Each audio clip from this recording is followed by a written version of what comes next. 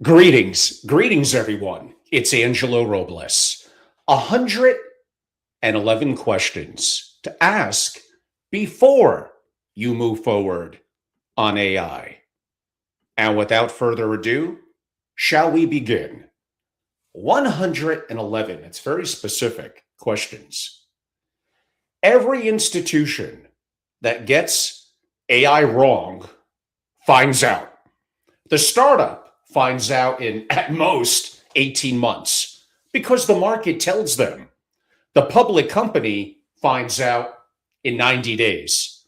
Somebody has to explain it on a call. You, in private industries, the family office world, may never find out. You can fund a mediocre AI program for a decade, staff it, praise it at the family meeting, put it on a slide every March. Nothing external will ever contradict you. Scarcity is forcing function, and you don't have scarcity. So the discipline has to be manufactured, and manufactured discipline needs to have exactly two things: a number nobody could argue with, and a person whose name is on it. Everything else is theater that looks like rigor. That's why I don't write a book of answers. Answers expire. Every confident answer from AI from 18 months ago is almost already gone. Questions don't move. So that's why I wrote 111 of them. Here are some, not all. I'll tell you why at the end. Okay, let's go. What is the business of this family office? Not the services, the business. Most family offices never said it out loud because the principal is in the room and the answer might be uncomfortable. You also have to consider another. If we rebuilt, it's one of my favorite questions to ask in my consulting assignments.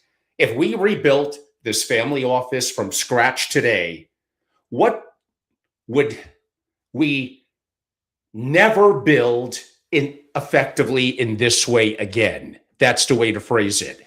Everything you wouldn't rebuild is something you're currently paying to maintain.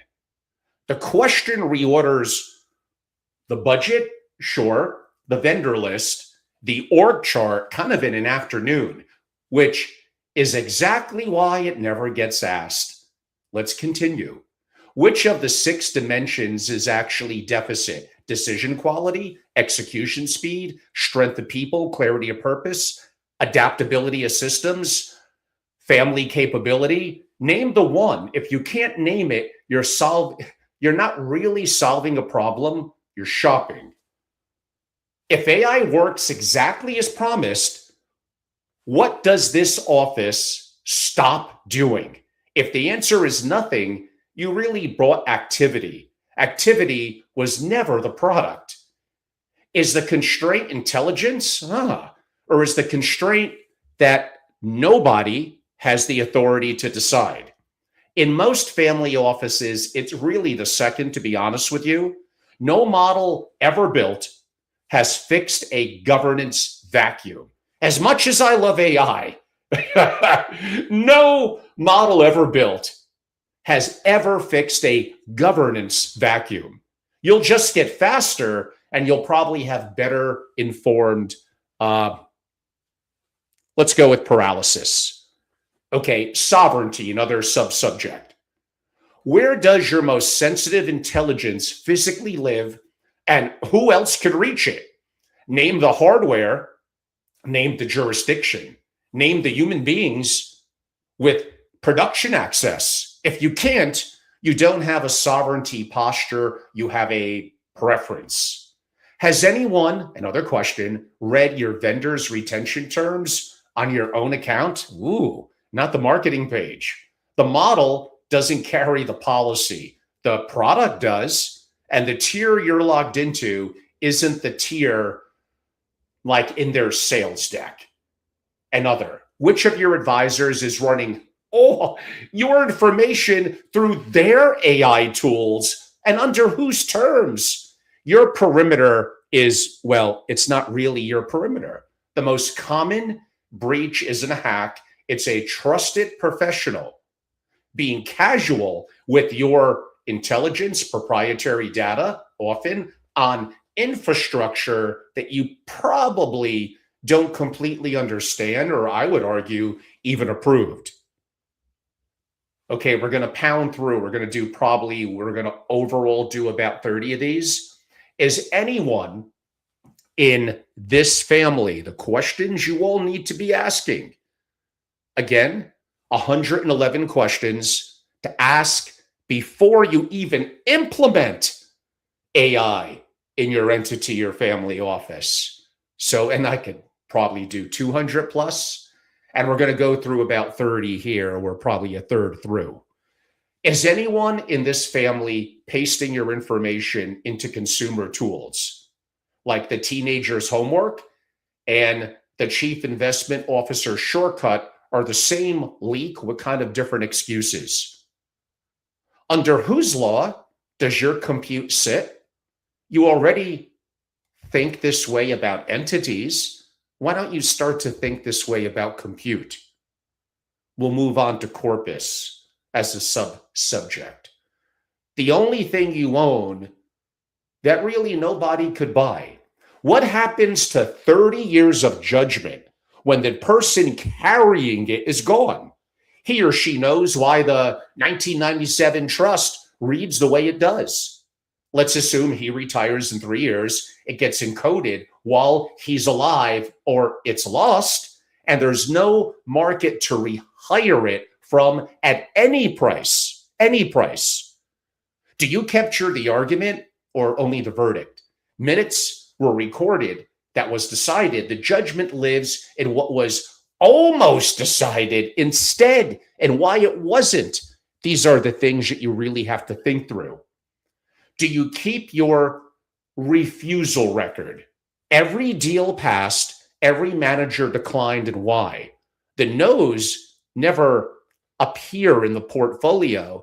That's why they're the first wisdom lost and the most expensive for your finance company, your family office, foundation, whatever, to relearn. Now, I know I'm going to use a very AI term here, and you better learn it, because this is maybe about the main thing that can make you awesome in AI. Second brain. So not here to teach that. I got a little short video upcoming this weekend where we'll do that. And my books, all things we'll get to at the end. But whose second brain is this? The family offices or 11 private ones? Every executive you have is building, whether they really know it or not, a personal system right now. They have their notes, even, let's go with the word of their prompts, their judgment for sure. All of it may be compounding beautifully. All of it leaving with them. Another. Is this corpus an advantage you're compounding or a shared drive you're neglecting?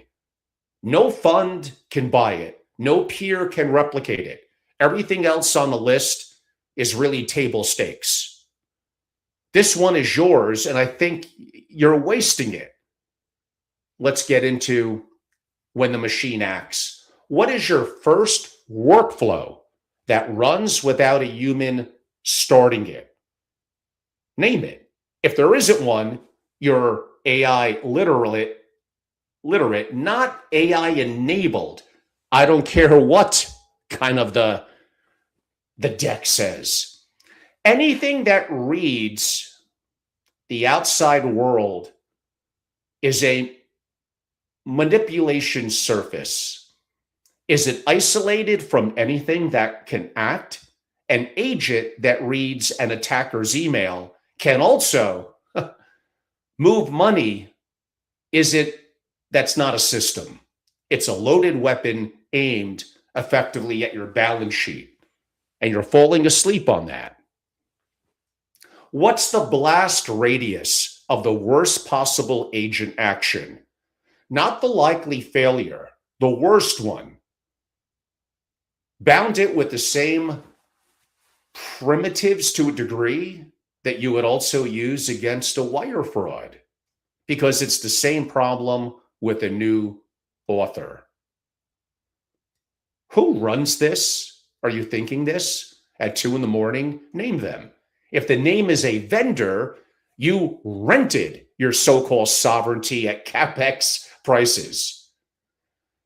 The measurement, where the whole industry stops really making eye contact. Do you have a golden set? 100 real decisions this family has made and still trust. Without it, there's no baseline, no benchmark, and no honest answer to whether any of this actually works. When an agent does 8 hours of work, who does or how does a human verify it in 8 minutes? If it saves 4 hours and checking it takes 5, well, you built a negative. The demo only ever shows really the first half. Which of the 6 dimensions I mentioned earlier did this move? And could you demonstrate it? Show the before, but like show the after? It feels faster is a feeling. That's not quantifiable and it's not a result. What did the spend delete? If the spend rose and nothing came off your plate, no retainer was renegotiated, no cycle time fell, you didn't buy capability. You brought a habit. Does anyone own a number by name on schedule in front of you? A metric with no owner only shows up when it flatters. Then people, a really important one here, where every one of these programs actually kind of really, I feel like it goes to die. So who owns AI here? By name, with authority and budget. If the answer is the COO, on top of compliance, like, I don't know, the aircraft, the K-1s, your mother's estate, you've already decided without even knowing that you decided to fail. You just really haven't scheduled it. What do you do? This is not an easy one. That's why it's 111 questions. And no, we're not sharing all 111. What do you do about the person who cannot learn this but has been loyal for 22 years? Decide now in advance and on purpose. Real retraining with real patience, or a dignified exit with real money. What you may not do is let them fail slowly, kind of in public, while everyone else in the office watches. And what does your operating model look like now? Not the org's, yours. If an analyst produces in an afternoon what took 3 weeks, then your review cadence changed, your meeting structure changed, your definition of a good hire for sure changed. And none of them have. The principal who redesigns everyone's work except his or her own has announced really that the program is optional. This gets read, trust me, by people organically, instantly, and very much correctly. Now, as we take it to the home stretch to hit our 30 that I'm going to share, the family. Does the family get access? These are the questions you need to be asking, or only the family office? That one question determines really the architecture. Answer it first or rebuild everything the day that someone asks. Another, what happens the first time a family member asks the system, about another family member? It'll happen inside the first month. Decide now, because deciding afterwards is called taking sides. Is the rising generation learning to command this, or waiting to inherit something that they don't understand? You're doomed if that's the case. Heirs who can redirect the architecture inherit an institution. Heirs who can't inherit a story, well, they inherit a story about one. Do not assume, first of all, principals could be in their 80s with leading heirs in their 50s. So you can't always go by age, but let's even bring that age down. Do not assume that your heirs, because they're younger, are going to be AI savvy. They're not really learning it in school. Actually, they may even learning the opposite of it and things that will be a negative to them.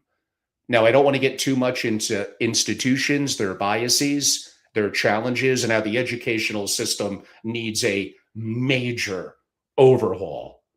But I know from working with families for decades and very active with AI broadly the last 2 years and doing this around the world, they're likely to be somewhat more open to being tech savvy. They're a little more fluid in learning to assume that somehow they're very AI capable, like 2%.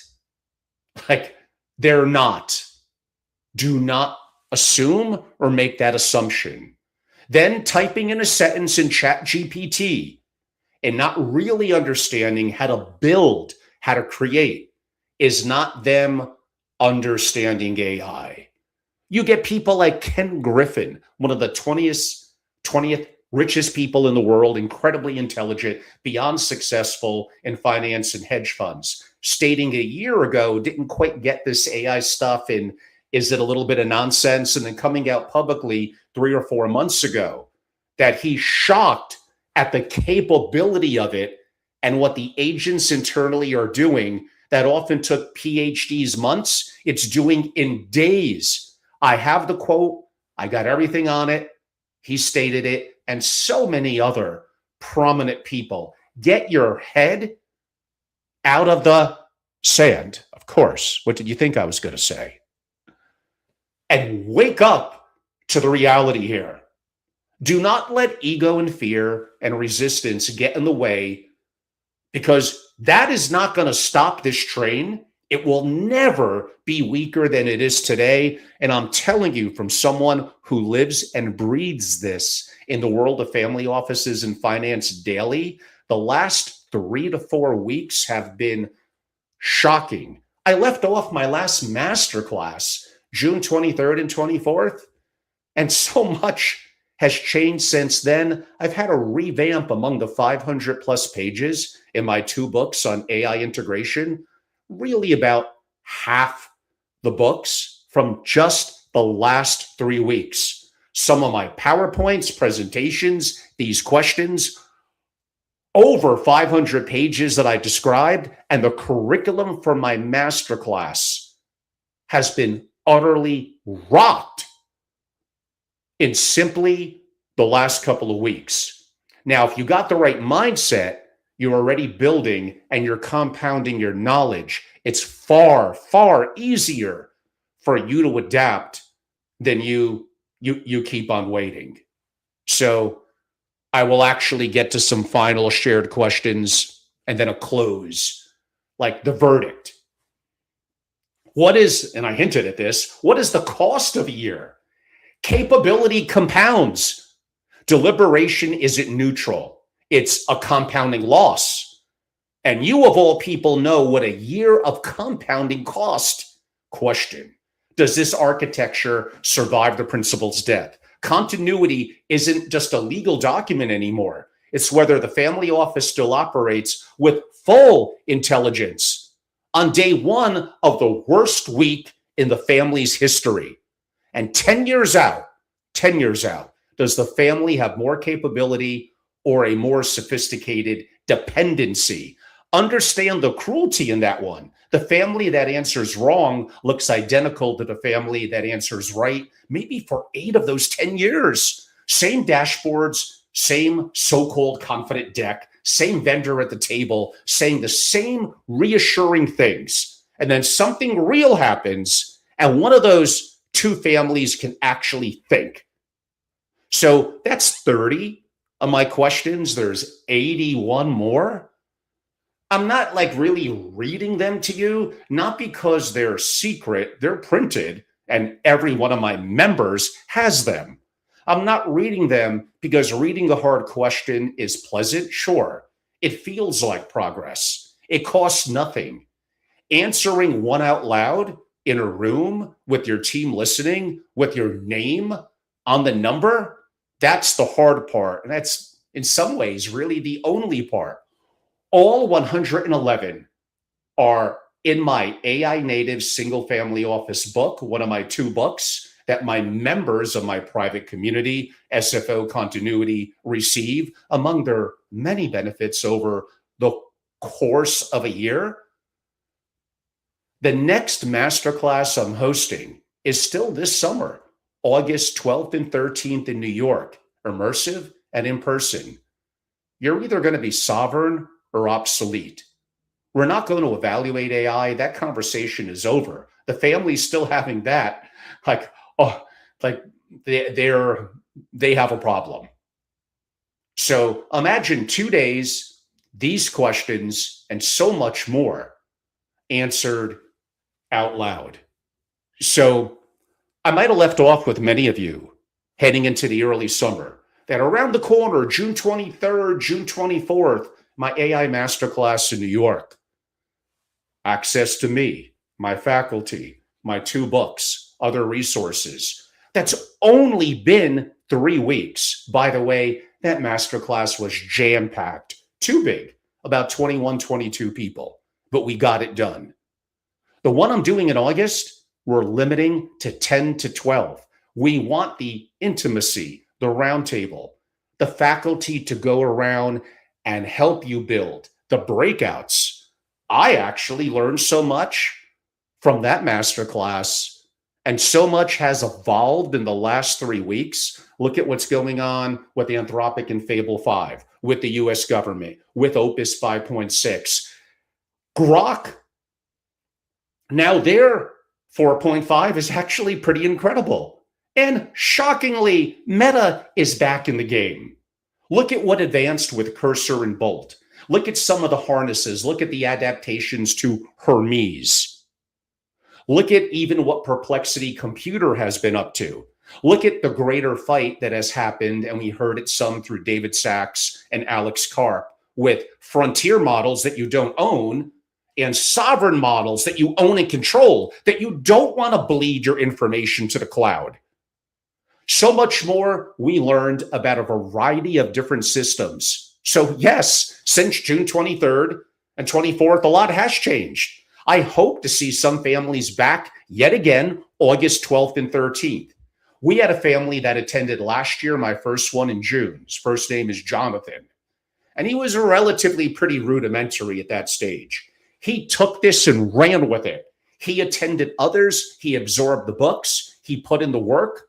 He's probably more fluid than me at this moment, at least in certain, but a fair number of tasks and things you could do utilizing the AI, and it's saving him so much, so much. We saw him again in June. He's basically ready to be a special speaker and instructor. And that's the other unique thing about my in-person immersive AI masterclasses.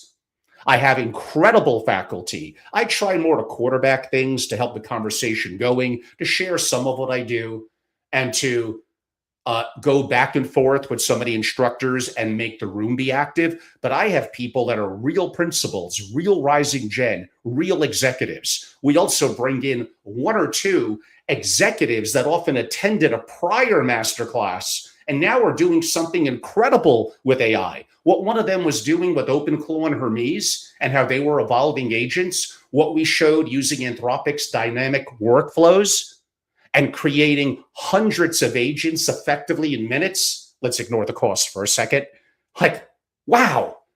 So having real people, real pure executives in finance, and more importantly, the single family office industry, and having them be there as members who are paying, as often prior masterclass participants, and wanting to give back and come into New York and share what they're doing. Now, the core instructors are living and breathing it 24/7, but to hear from people like you in finance, in the family office industry, to here's how this was of value to them, and here's the actions that they took. So where I let off in that one in June was, I get it. I want to relax, some 3-day weekends, some summertime off, and I'm having a good time. But why did Sergey Brin come back to Google? He's worth $230 billion because this is a special time in history right now. Right now.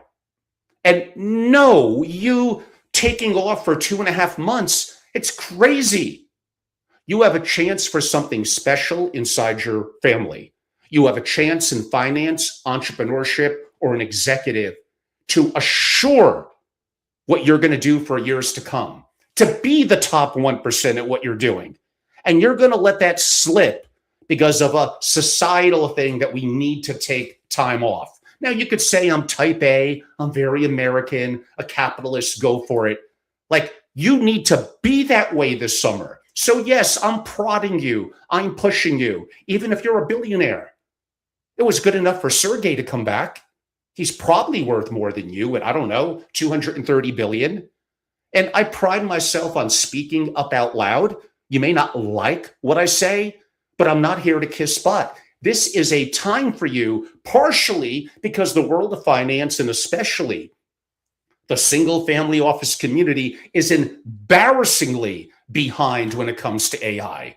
Oh, there's so many factors for that. And yes, one part of it, and we heard the Moonshots guys talk about it from Fortune 500 company perspective, a popular podcast, by the way, it is internal sabotage to a degree. You don't want it to succeed. In the end, the tech is always going to win. There may be regulatory issues and adaptation that slow it down. It can't stop it. I'm not even saying whether I like that or prefer that. I want to roll back the clock to when I was growing up in the late 60s and 70s. But that's not going to make that happen. I need to adapt in today's world with the resources that I have. I owe it to myself and my family to be the best that I could be. And the resources that are here right now, that I could get the mindset and I could start to compound right this second. So yes, that is what membership in my SFO continuity, my private intelligence and strategy community dedicated to the family office world, what it provides. And this summer, no, you shouldn't wait until the end of the summer in October. Now is the time. You're going to get access to all our resources, my 2 books, massive updates. I'm wrapping up those updates literally in 24 to 48 hours. Proprietary videos. Next week, I'm hosting a whole bunch of proprietary digital online unique programming for members. The whole 111 questions that I teased at with about 30 today. So you lead into August having all these resources. My 2 books collectively, without question, are the most comprehensive, maybe too comprehensive, and most up-to-date from literally last night.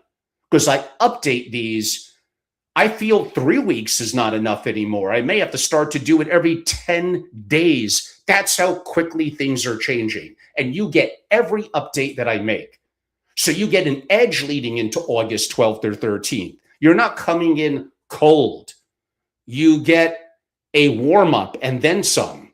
And then being immersed with the quality of people. I didn't even mention your peers. The peers that were there in June were incredible from around the world, from Germany and other locations. And then we connect them in a group and they collaborate and help learn. Like, you could lead into August 12th and 13th having such an advantage and then come out of that and just put in some of the time and work and some of the hand-holding from me and some faculty. Just use us, ask us. And then imagine by the unofficial end of the summer, Labor Day here in the US, or more formally, 3rd week into September, you're going to have such an edge. I'm not going to say it's going to be impossible for others to catch up to you. But the reality is, yeah, because they're not going to do it. They're not going to have the resources, the 500 plus hours that I put in, the money that I spent, the mistakes that I made, the mistakes that I still make. And that I want to, and one of the reasons why for the 111 questions, things that I should have asked myself in relationships I worked with before I even started. When I speak digitally and in person around the world to some of the largest family office and investors, On the surface, there's interest. I may wake them up. I may have a startling comment, but them moving forward, the resistance to change is so strong, especially inside the family office world. You won't win. You may be okay for a week or month, maybe to the end of the year, especially if you're a non-family member. What's wrong with you? This is your opportunity. And you get it immersed over 12 months and the constant updates I'm making to my books in AI.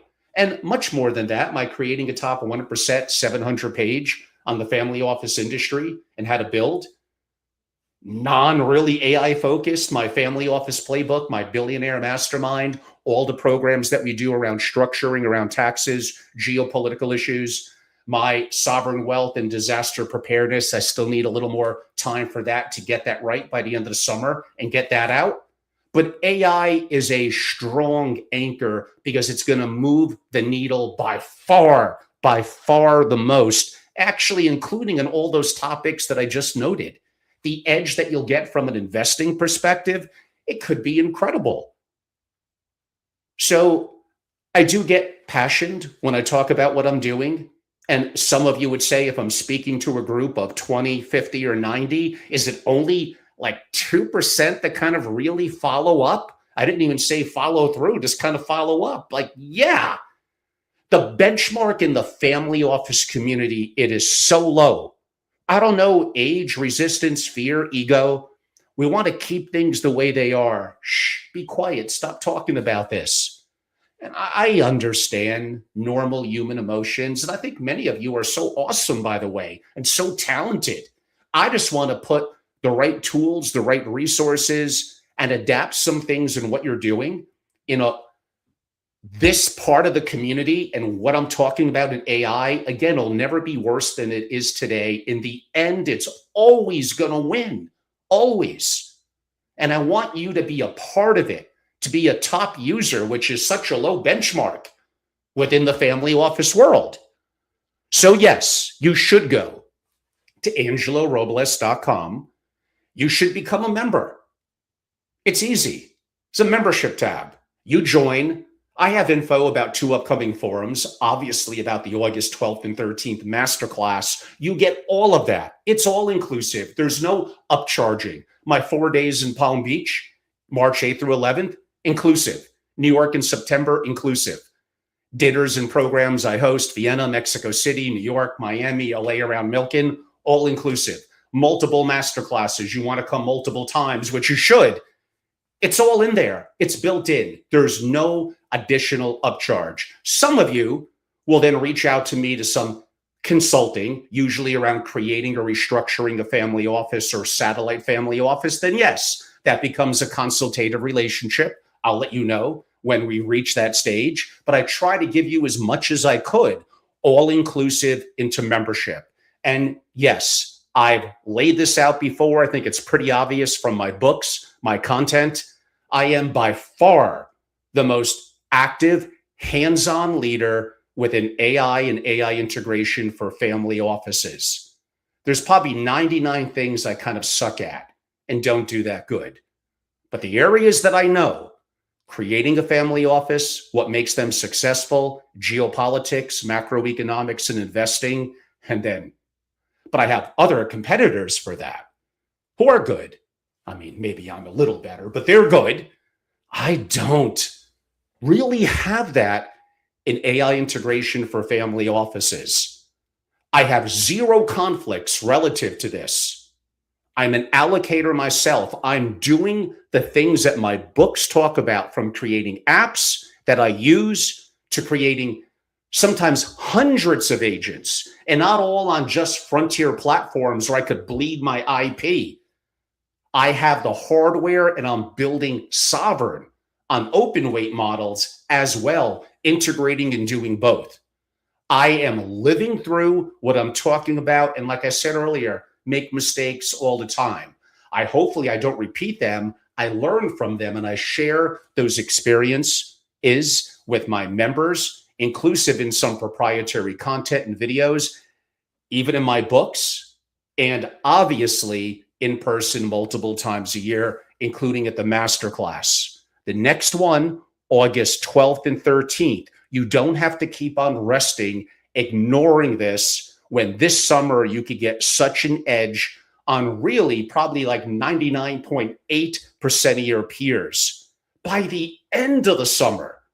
If you are not a principal, a rising gen, or a family office executive, I'll have one seat in the masterclass for someone else. It may be legal, accounting, finance. It happened the one in June. You'll reach out to me and we'll have a customized price. You can't join to be a member, but you could pay a price that we'll discuss one-on-one to be that one person from the other in the group that gives you an incredible edge. I guarantee that. I guarantee it. I've been doing enough of these to see the success of it, to see some rise above me in capability, and for the target of what they're doing even be a better teacher, and they're living through what you're doing. Everyone, I'm Angelo Robles. I hope you enjoyed this. Go to angelorobles.com to learn more. If you didn't watch my interview last week with maybe the world's greatest macro thinker, Jordy Fisher, and my whatever it was, a hell of a lot of questions to him, that's up on my @family office. You could go there on YouTube. I have some member-only proprietary content upcoming next week. A masterclass is around the corner, as many of you know. And before the masterclass, the one and only, one of the most popular guests, and he has hundreds and hundreds and hundreds of thousands of followers on X, 53 years being a macro strategist and investor, David Hunter. He's coming back. And you know, I don't mind to get a little bit interesting with my guest, to ask them questions that can make them uncomfortable. And sometimes they yell back at me their answer. That's okay. I want to get the best results for you. We have other incredible guests, like I've been doing for much of the last year, lots of solo content on many different topics, more than just AI. Go through and peruse my platforms, mainly @family office on YouTube. But importantly, I wanted to share these new things in my 111 questions to ask before you move forward. I'll admit that, before you move forward on AI. And as a member with this as separate content, as well as part of my book, and discussed at my events, including my September forum, and definitely my masterclass, August 12th and 13th in New York, I could change your life. And it doesn't matter. Again, look at Sergey Brin, worth $200 billion, and he's all in and completely diving into what they're doing, whatever you want to call it, Gemini, Google, Alphabet. Okay, maybe he's doing a couple of incredible weekends in the Hamptons or enjoying some jaunts around the world. But you could do it. Now is the time. Let's see. No, I definitely disagree with you. Captain Homer, it may be. He writes, AI is not intelligent. It is psychotic, just like its rulers. Like, that is such, one, you're wrong. You're really playing the victim mentality. Its rulers. What? Because they're rich, that they built something, they take their skill, they convert it to a utility, and they really can't be rich unless people are buying it. They're incredibly successful, more successful than I'll ever be. They're way better. Want to use the word entrepreneurs, industrialists, etc. Way better. I know me and Jordy last week were tapping a little bit on Michael Burry and Jeremy Grantham. Incredible talents. I love to listen to them. And absolutely, I'm sure they're right more than they're wrong. And when they're right, they're really right. But they're, especially Grantham, is so wrong about this in AI. I just shared with you Ken Griffin. I shared with you, or my audience, when I came back from the Milken, how two 80-year-old private equity, well over 80, private equity legends were using AI 2 hours plus a day. What I'm creating using the most advanced AI and what I'm building internally, and the apps and the agents that I'm able to do and the output that I'm able to output, like that attitude that you're having, you are completely wrong. And it's feeling from across the screen like a little bit of a victim mentality. Don't judge yourself against others. We all, billions of people are better looking than me, taller than me. Millions are way more successful, depending on how you define that, by money. I don't let that get in the way. I want to be the best version of myself. And right now, I'm not that. I don't know, somewhere in this multi-universe of billions of universes, there may be a version of me that is, and I want to strive to be the best that I could be. Now, yes, I'm very driven, and maybe that's just internal to me, to my challenges in my upbringing and broken home and some of the challenges that I had. But I don't want to bog all of you down in that. I just love what I do. I love it. And I want you to come on board and be a part of it. Do you want to be like Captain Homer, who may be a great guy? I don't know. But is that going to serve you well, that attitude? It's not. Even if he's partially right, it's not. And you're just going to think that this is never going to be anything. Look what it's doing on benchmarks. IQ is a limited form, but maybe the most important limited form of intelligence. It's blowing through 140 IQ already. Oh, we could argue about real world and how it's going to adapt, and what's going on with other forms of AI besides LLMs they're building. Not the time necessarily to discuss that, but the people that put caps on it, that limit it, the ceiling, they appear to be getting blown out of the water by very simply what we have at our fingertips right now, let alone what that may look like in a week, 6 months, or a year. So bring it on. I don't mind the hate. I don't mind the tough questions. And again, I do debates. I did a debate at my Palm Beach event, I think around a former military person, where I ended up losing. Especially that was 4 months ago, looking at the facts now, it was relative to the US and Iran. I guess I lost. Like a good poker player that I do enjoy, I need to adapt. I want to be very careful about no anchoring and about echo chambers. I'm human. I make those mistakes all the time. I want to become even more aware of it and make the right decisions for me and my family moving forward. Okay, we got a little off topic today, but I don't mind that. Go to angelorobles.com and learn more. Everyone, thank you for your time. And yes, Captain Homer, keep it coming. Thank you for your question. I do appreciate it. Everyone, have a great day.